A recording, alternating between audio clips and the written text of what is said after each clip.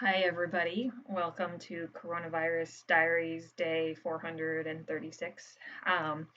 Most of the videos that I have posted so far have been videos that I took when before the shutdown happened. So I anxiously went onto campus every day during spring break and the week after, trying to blast through as much of our class material as possible.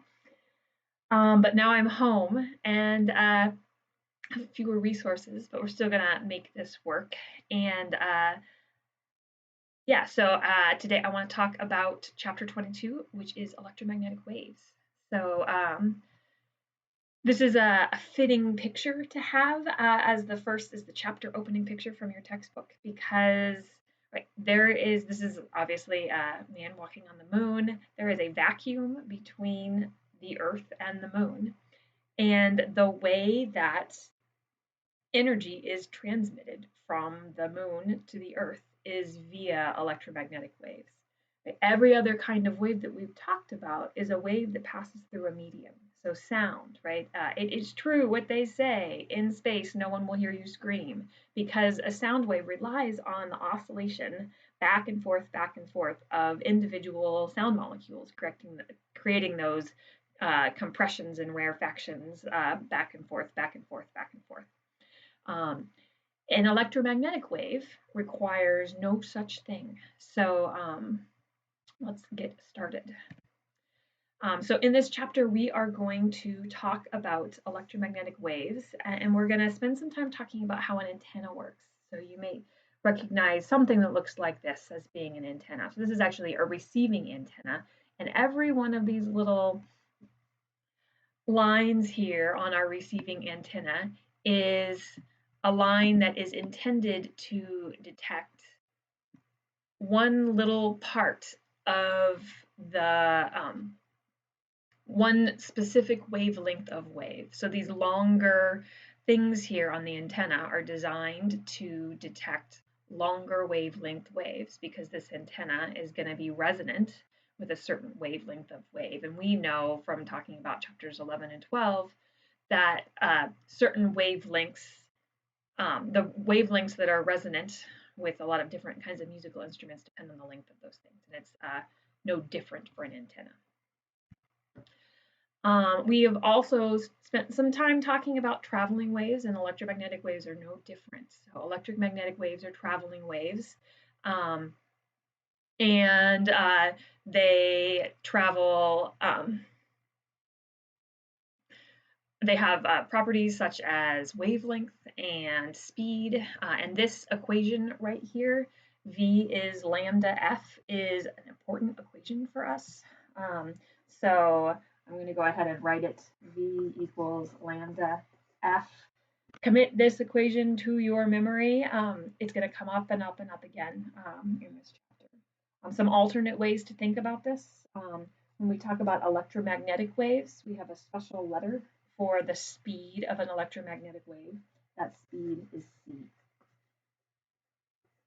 So c here is the speed of light.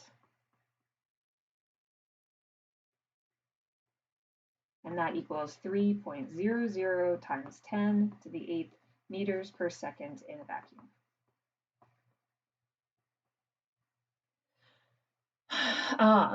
And you'll have to excuse some of my notes. I'm not using a clean piece of paper right now.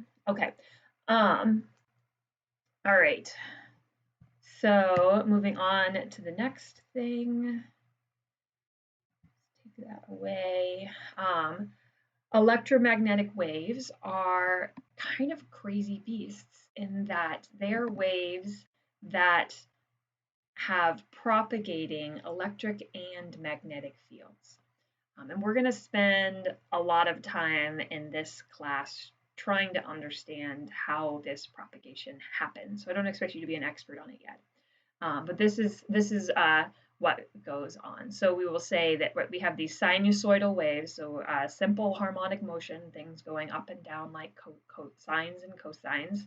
And an electric field looks like this, and you can think about these lines here, the pink lines, as being the electric field vectors that are going up and down and up and down.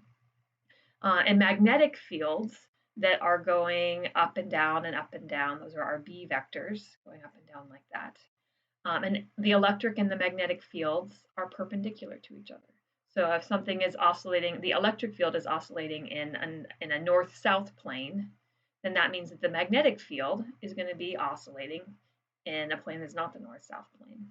And actually, this is a traveling wave. So the velocity will be traveling this way. So we have three different vectors that all point in our three different directions. Right? One of them points north-south, one of them points east-west, and one of them points up-down, or something along those lines. Okay.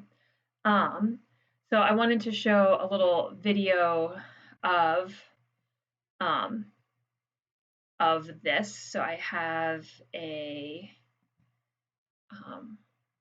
quick thing that's going to step through about what this looks like. So we have an oscillating charge that's oscillating up and down and up and down. And this oscillating charge is actually setting off an electromagnetic wave. It's setting off oscillating electric field vectors and magnetic field vectors as this charge moves up and down. So not right now, but in the next video, I'm going to step you through the way that we can actually show that this is the kind of wave that it's produced just by using the properties of induction and magnetism that we already know about. I'll let you watch that one more time.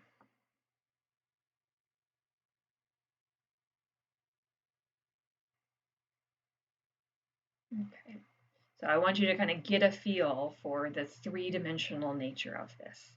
That, right, V is going in one direction, so V here is going in your left-right direction.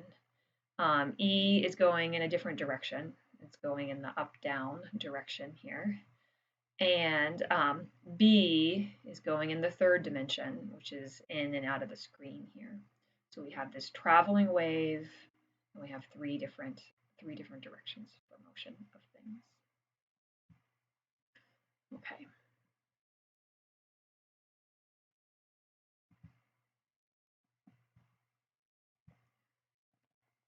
Okay, so let's take a step and think about this question. So we said we have a microwave oven uses 2.4 gigahertz electromagnetic waves. A cell phone uses electromagnetic waves at a slightly lower frequency. And what can we say about the wavelengths of the two?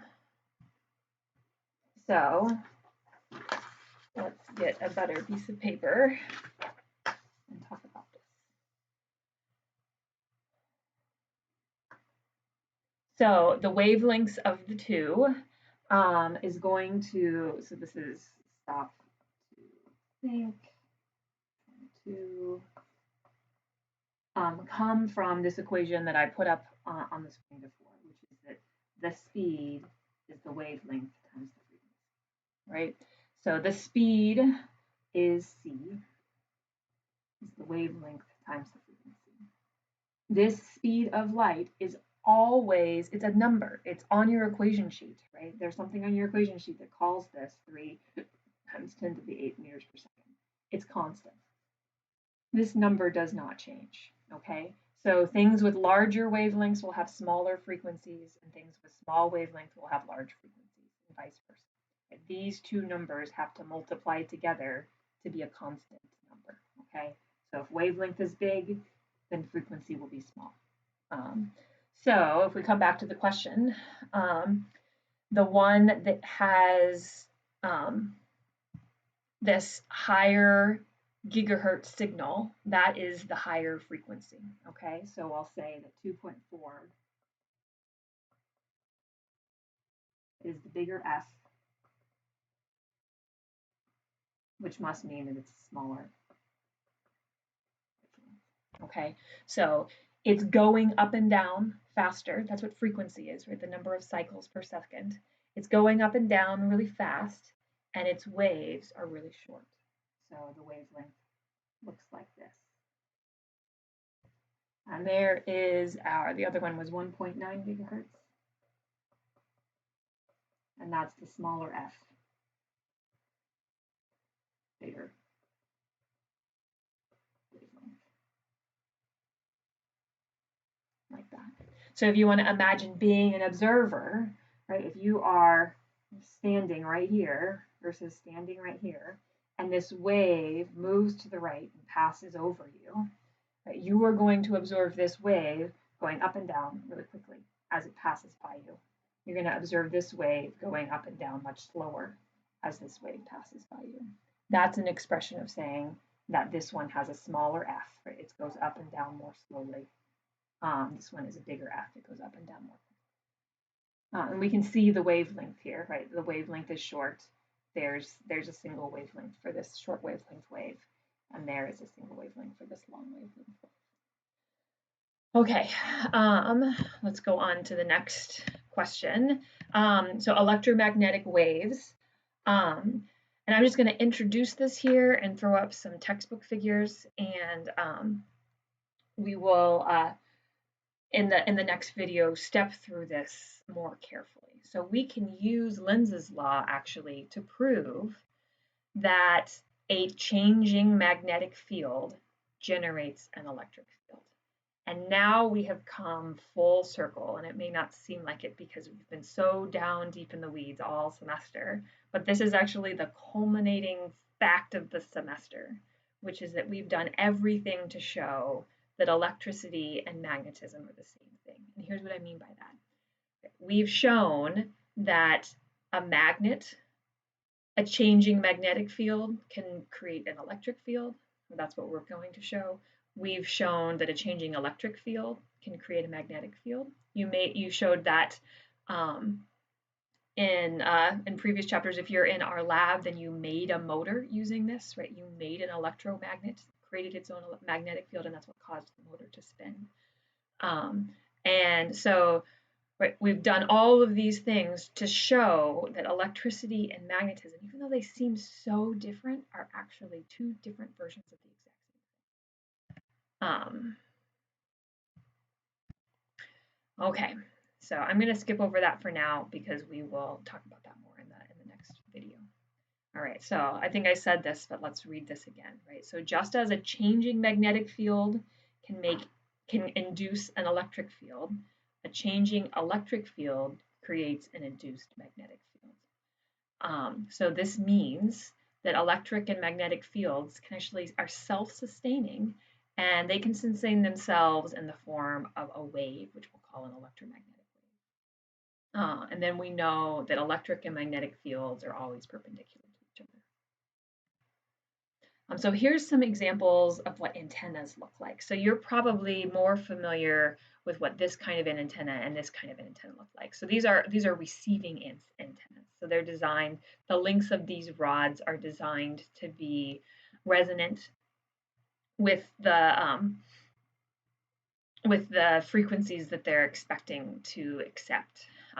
This is actually a transmitting antenna. This is something like what looks like at a lot of the top of radio towers. You see them all over, those big tall towers that send out radio and TV signals. So this is a transmitting antenna. So this will send out different waves, and you can see that it's tuned, having all of these different lengths here to send out signals at different wavelengths. So this would be a longer wavelength up here at the top and a shorter wavelength down here in the middle. That's kind of a little bit of a zoomed in view of what's at the top of a lot of those antennas. So what I want to do in the next video is take a receiving antenna. So let's just, not a receiving antenna, excuse me, let's take a transmitting antenna and let's simplify it quite a bit. So rather than looking at it as this sort of complicated thing, I'm going to instead draw it as an antenna like this. Okay, so instead of having all of these things here, we're just going to kind of take one of these rods. And so one of these rods is this long and this long. And we're going to just send charges up and down this rod. And as charges move up and down this rod, they're going to create an electromagnetic wave. So that's what we will do in the next video.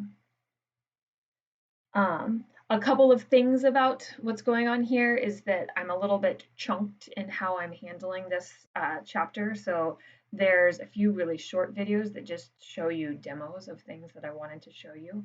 And so I guess we'll just have to deal with that, and there's going to be probably several short videos for this chapter rather than one long one, and that's just how it's going to be.